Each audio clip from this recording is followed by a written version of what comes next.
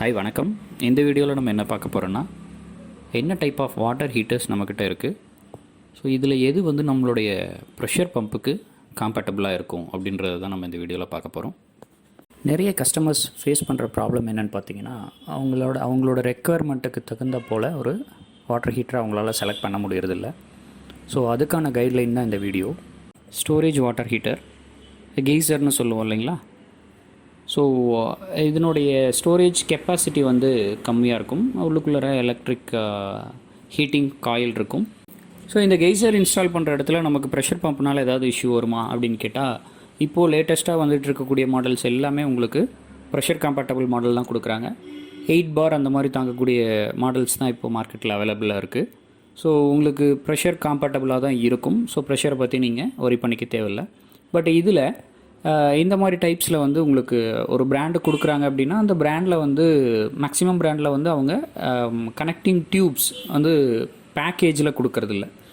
So நீங்கள் செப்ரேட்டாக வந்து tubes வாங்குறீங்க அப்படிங்கும்போது நீங்கள் மென்ஷன் பண்ணி இந்த மாதிரி ப்ரெஷர் பம்ப் இன்ஸ்டால் பண்ணுறோம், so pressure pump compatible tubes வேணும் அப்படின்னு சொல்லி நீங்கள் ஸ்பெசிஃபிக்காக கேட்டு வாங்கிக்கணும். ஏன்னா மேக்ஸிமம் பிராண்ட்ஸில் வந்து கனெக்டிங் டியூப்ஸ் வந்து பேக்கேஜிங்கில் வர்றதில்லை. ஸோ அதனால் உங்களுக்கு நார்மல் டியூப்ஸ் வாங்கினீங்க அப்படின்னா ப்ரெஷர் பம்புக்கு உங்களுக்கு தாங்காது, பர்ஸ்ட் ஆகக்கூடிய பாசிபிலிட்டி இருக்குது. ஸோ அதனால் டியூப்ஸ் மட்டும் ப்ரெஷர் கம்பேட்டபிளாக கேட்டு வாங்கிக்கிட்டிங்கன்னா போதுமானது. சோலார் வாட்டர் ஹீட்டரில் நிறைய கஸ்டமர் நிறைய ப்ராப்ளம்ஸ் ஃபேஸ் பண்ணுறாங்க.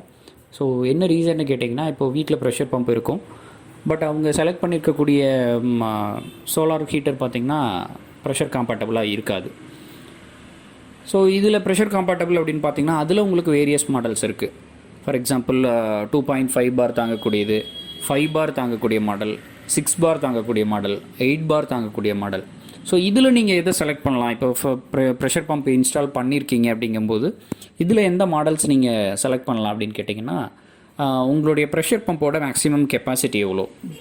ஃபார் எக்ஸாம்பிள் ஒரு 5 பார் மேக்ஸிமம் ப்ரெஷர் வந்து 5 பார் கொடுக்கக்கூடிய ஒரு ப்ரெஷர் பம்ப் நீங்கள் இன்ஸ்டால் பண்ணியிருக்கீங்க அப்படின்னா, நீங்கள் மினிமம் உங்களுடைய சோலார் வாட்டர் ஹீட்டர் 5 பார் தாங்குமா, வித்ஸ்டாண்ட் பண்ண முடியுமா அப்படின்றத நீங்கள் வந்து உங்களுடைய டீலர்கிட்ட கன்ஃபார்ம் பண்ணிவிட்டு அந்த சோலார் வாட்டர் ஹீட்டரை நீங்கள் இன்ஸ்டால் பண்ணுங்கள். ஏன்னா உங்களுடைய ப்ரெஷர் பம்ப் வந்து 5 பார் கொடுக்கக்கூடிய ப்ரெஷர் பம்பாக இருந்து உங்களுடைய சோலார் வந்து 2.5 பார் தான் வித்ஸ்டாண்ட் பண்ணும் ப்ரெஷரை அப்படின்னும் பொழுது, நீங்கள் உங்களுடைய சோலார் வாட்டர் ஹீட்டருக்காக உங்களுடைய ப்ரெஷர் பம்பில் இருக்கக்கூடிய ப்ரெஷரை நீங்கள் காம்ப்ரமைஸ் பண்ணிக்கிற மாதிரி ஆகிடும். இதில் வந்து எவாக்குவேட்டட் டியூப்ஸ் மாடல் இருக்கும். அண்டு ஃப்ளாட் பேனல்னு சொல்லுவாங்க. ஃப்ளாட் பேனலில் உங்களுடைய காப்பர் டியூப்ஸ் கொடுத்துருப்பாங்க. அந்த காப்பர் டியூப்ஸ் வழியாக தண்ணி சர்க்குலேட் ஆகிட்ருக்கும். ஸோ இந்த மாதிரி 2 மாடல் இருக்கும். இதில் உங்களுக்கு எந்த மாடல் செலக்ட் பண்ணாலும் ப்ரெஷர் காம்பேட்டபிள் மாடலாக எடுத்துக்கிட்டிங்கன்னா சேஃப். அண்டு நீங்கள் இதை வந்து வின்டர் சீசனில் நீங்கள் ஹீட்டிங் காயில் யூஸ் பண்ணியும் நீங்கள் வாட்டரை ஹீட் பண்ணிக்கலாம். Next one, heat pump water heater. இந்த ஹீட் பம்ப் வாட்டர் ஹீட்டர் இப்போ நிறைய பேர் இன்ஸ்டால் பண்ண ஸ்டார்ட் பண்ணிட்டாங்க.